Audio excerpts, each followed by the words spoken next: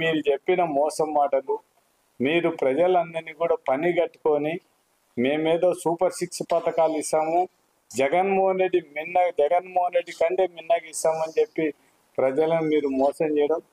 దాంతోపాటు తెలుగుదేశం పార్టీ ఒకటైతే ప్రజలు నమ్మకపోయినారు, కానీ పవన్ కళ్యాణ్ బీజేపీ ఏదో నరేంద్ర మోడీ ప్రధానమంత్రి ఉంటాడు, ఆయనతో మొత్తం ఈ రాష్ట్రాన్ని అంతా కూడా సెంట్రల్ గవర్నమెంట్ నుంచి ఫండ్స్ తీసుకొని వచ్చి చేస్తానని ప్రజలు కూడా నమ్మి మోసపడ. అందుకే ప్రజలు ఇప్పుడు 9 నెలలైనా కూడా సూపర్ 6లో ఒక్క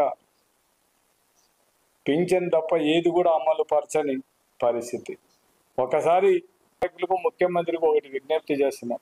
మీరేదో మీ పార్టీ నాయకులు, మీ కార్యకర్తలు బ్రాందీ షాపులు వేసి మొత్తం వాళ్ళు నష్టపోతున్నారని చెప్పి, పాపం అంతకుముందు వాళ్ళకి ఏదో పర్సెంట్ తక్కువ అయిపోయిందని చెప్పి ఈరోజు పర్సెంట్ పెంచి వాళ్లకు, మీ కార్యకర్తలకు న్యాయం చేసిన విధంగా మొత్తం రైతులకు కూడా న్యాయం చేయండి.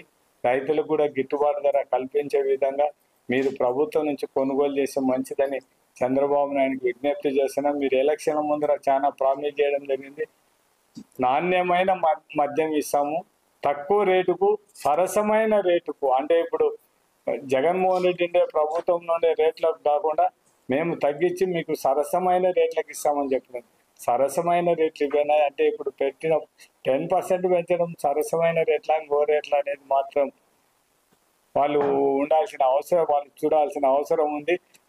మందు తాగే వాళ్ళు కూడా తెలుసుకోవాల్సిన అవసరం ఉంది. అంటే కేవలం మీ ఓట్ల కోసం ఏదో జగన్మోహన్ రెడ్డి అన్యాయం చేసినాడు, బ్రాందీ షాపులు పెట్టి మిమ్మల్ని ఇబ్బంది పెట్టారని మీరు చేసి మీరు అందరూ నమ్మి మొత్తం వైఎస్ఆర్సీపీ వాళ్ళను, క్యాండిడేట్లందరినీ ఇబ్బంది పెట్టారు. ఇప్పుడైనా మీరు మేల్కోండి.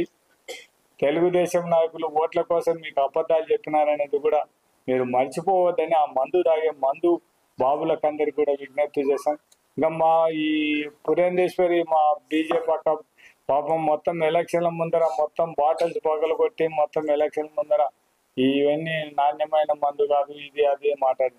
ఇప్పుడు మన అక్క ఎక్కడుందో ఒకసారి కూడా ఇప్పుడు రేటు పెంచడానికి కూడా అక్క వచ్చి ఒకసారి ధర్నాలు చేస్తే బాగుంటుంది, రేటు తగ్గాలని కూడా మనం పురేందేశ్వరి అక్కను కూడా కోరడం జరుగుతుంది. ఇవన్నీ కూడా ఒకసారి చూసి కేవలం ఓట్ల కోసం ప్రజలు మోసం చేయడం కాదు, గెలిచిన తర్వాత పదవులు పొందిన తర్వాత ప్రజలకు న్యాయం చేయాలా, రైతులకు కూడా న్యాయం చేయాలా.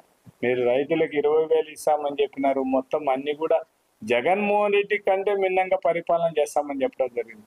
జగన్మోహన్ రెడ్డి కంటే ఏం మిన్నంగా పరిపాలన చేస్తారో ఒక్కసారి ఆలోచించండి.